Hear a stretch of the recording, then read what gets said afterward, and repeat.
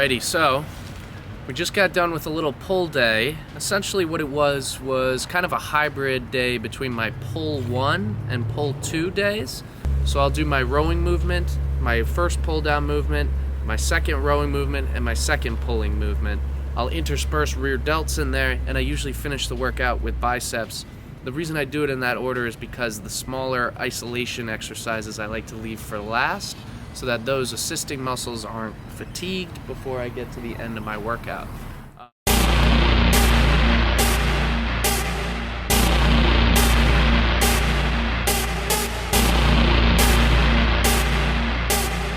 So the first thing I do when I get in the gym on back day is I'll pre-activate. Basically, to me, this means using light weight and doing small back movements in order to simply develop that mind-to-muscle connection with the back, which in my experience is one of the harder muscle groups to connect with. Included in this pre-activation is rehearsing some of my heavier movements with just the bar for a couple sets. I make sure that this movement feels right before I do anything with heavy weights.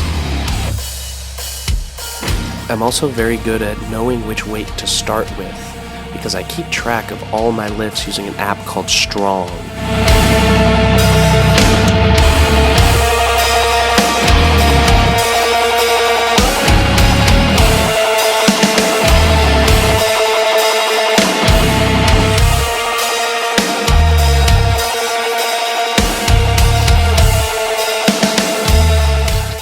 With compound lifts such as this one, the bent over row, I'll often do 3 or 4 sets, with the final set being the heaviest.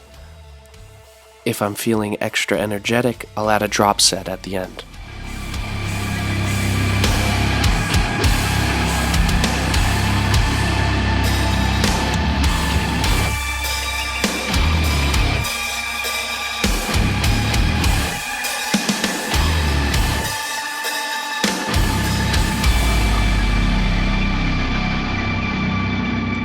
In between every set, and pretty much throughout the whole workout, I'll be tugging on a resistance band like this, just to keep my rear delts warmed up and to keep the rotator cuff as a whole nice and happy and healthy. That's that shoulder joint that's responsible for a lot of upper body stability, especially on back day.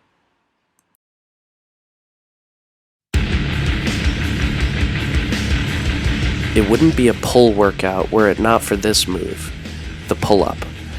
Most of the time I'll attach weight using a dip belt around my waist to make the exercise a little bit difficult and to provide a way in which I can progressively overload by continuously adding more weight to the exercise over time so that I know I'm getting stronger.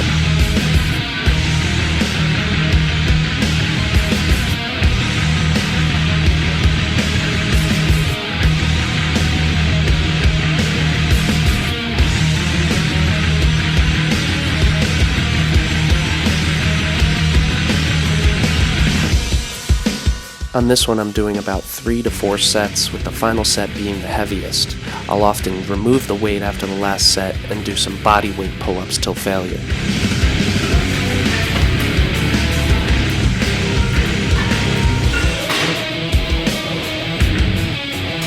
Because the resistance band can only provide a certain amount of weight against my rear deltoids, I'll often do some rear delt flies using a machine such as this one. Do not neglect developing your rear deltoids. They make you look big from the side and will complete most of your side chest and back poses.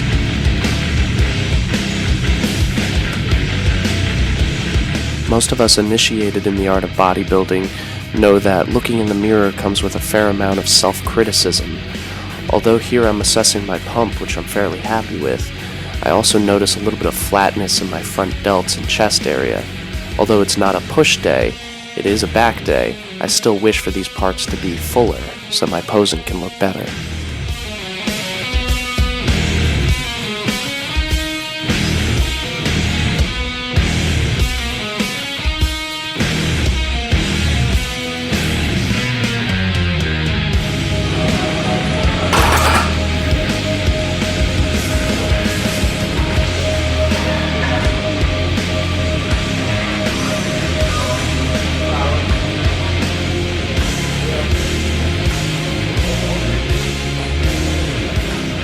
While it's not a hard and fast rule, I like to reserve 3 sets for the exercise that I do the lower amount of reps on and thus heavier weight on, and use 4 sets for the exercise that I do slightly more reps on at a lower weight.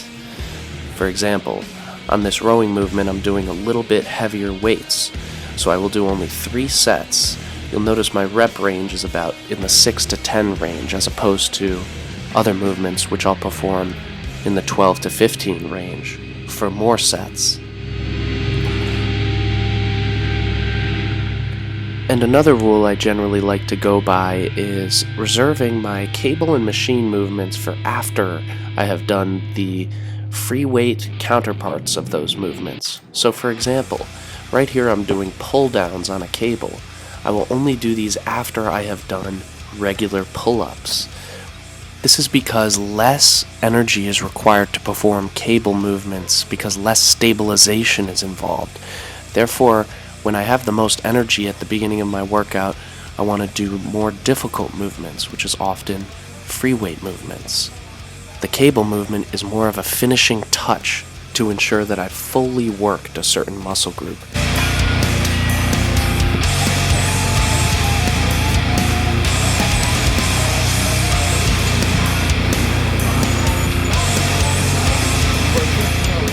It is for a similar line of reasoning that I leave my bicep isolation exercises for the end of the workout.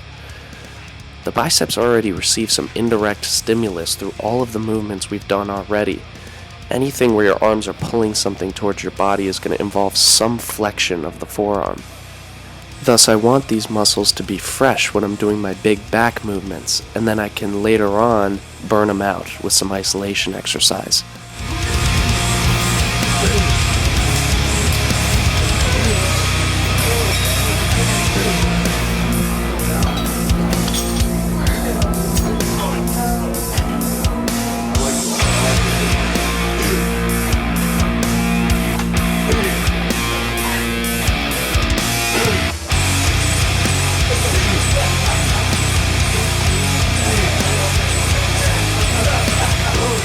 It's very important to incorporate a variety of arm movements when you're trying to work your biceps.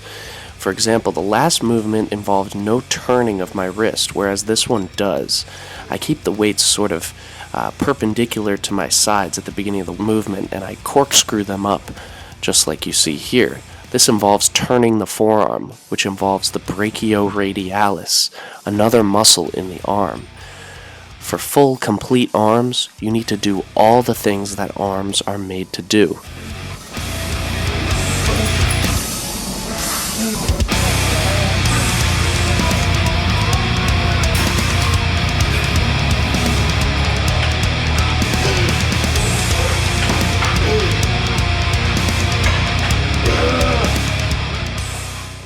After I've done 2 or 3 movements for my biceps and I'm comfortable that they've been sufficiently taxed, I'll perform a couple more rear delt and trap exercises just to finish things up.